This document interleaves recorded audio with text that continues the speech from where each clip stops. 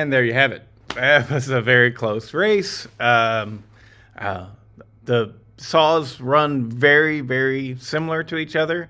To run one, then run the other, I don't know if I could tell a difference. It's so close. It's 0.7 of a second. That's pretty darn close. Really gotta have a camera to catch times like this. I don't know about other people, but I know with me, I am nowhere near quick enough with my little thumb and hand timer and stuff like that to catch a difference like that. I would anyway. So it's really nice to have the camera as an option with doing stuff like this. So let's go ahead and take a look at the differences between these two saws. I will say right off the top that I know since I ported them both, I know where I could make advancements in each of these two saws.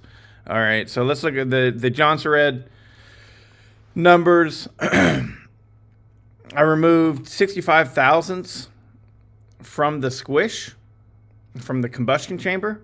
All right, and then I cut the base to match. And so my squish is actually 28 thousandths of an inch. Okay. Typically, people want to aim for 20 thousandths of an inch. I decided that this would be good. I don't know what else to tell you.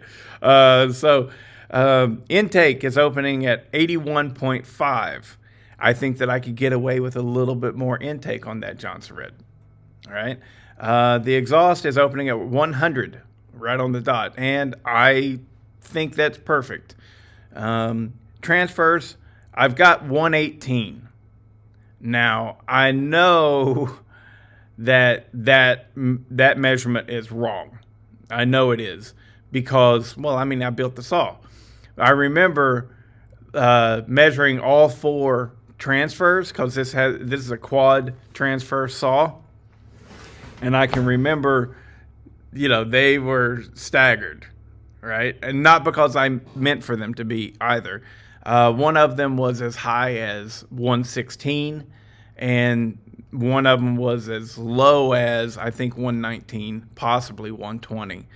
But so my goal for next year, this year actually, Sawfest, is to go back into that Jonsered and make all my transfers an even 116.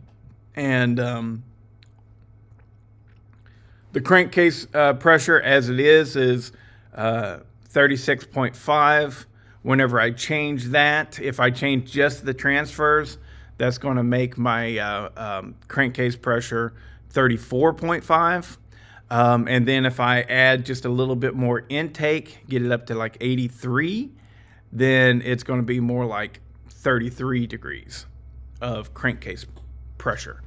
I had plans on lightening up this piston, but because of the way my numbers fell, I felt like I didn't have enough crankcase pressure in order to remove volume from that piston.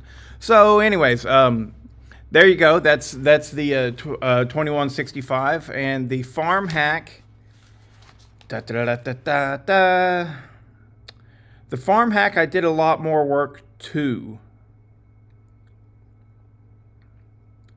because I did a lot of piston work.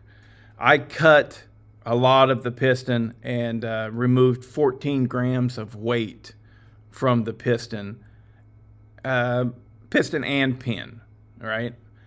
The farm hack is running a titanium wrist pin, and they're not. I didn't want to put one of those into the 2165 because the titanium wrist pins are known to fail. I think what it is the titanium is so hard that it galls the wrist pin bearing. It begins to remove the chrome plating on the wrist pin bearing itself. I think that's what is going on. And so there are, they are right on the website. I got it from Dominant Saw, and on the website they claim that they are only meant to last about 30 tanks. Well, with this farm hack, I will never run 30 tanks through it. The only thing that it's for is for Clone Wars.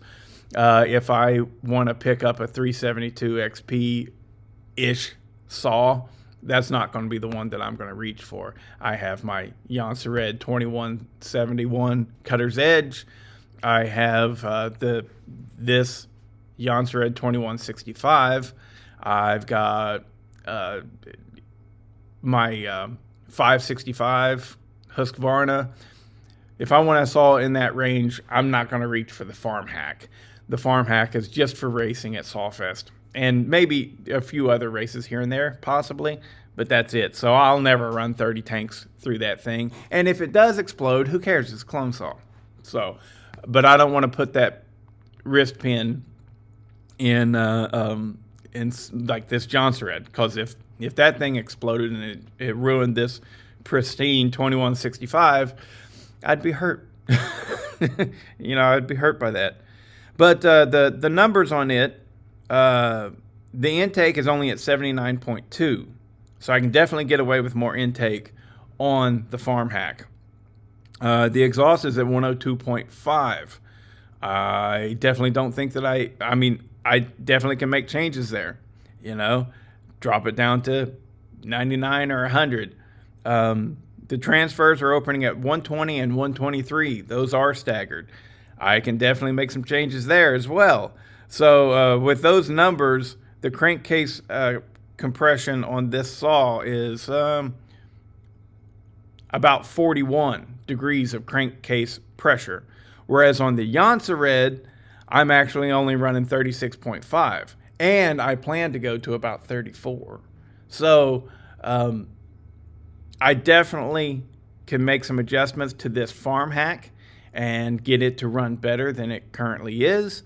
And I will do that for the next Sawfest. But I'm also planning on doing something else to the farm hack, which means I won't necessarily go the way, I might, but I am going to be making some more changes to the farm hack.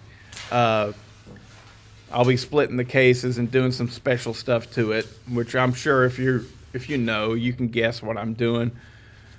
But where I set my numbers after I make changes to the crankcase, I don't know. But changes will be made on both of these saws. But I think that the bigger change is going to be on the farm hack. The farm hack, I think, next time I run these two saws together like this, my guess is the farm hack will win. But we'll see, and I hope you enjoyed the video. Both saws run fantastic. I'm very happy and proud of both of them. And stuff like this is why I am saying things along the lines of, I've found my groove, my rhythm, and I enjoy the way that I have been building saws, and I really very much follow the less is more strategy. I don't think that either of these saws, I don't think I touched the intake. Let me see.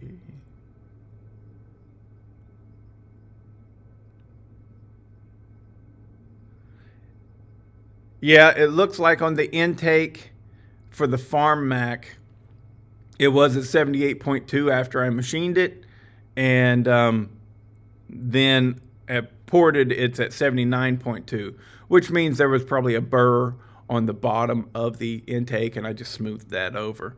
On the Jonsered, however, I'm not showing a difference between machined and finished. So, anyways, yeah, compressor's on. That's a good time to stop it. But less is more. I did hardly anything to these intakes, and I definitely did nothing to the bottom transfers on either of them. Later.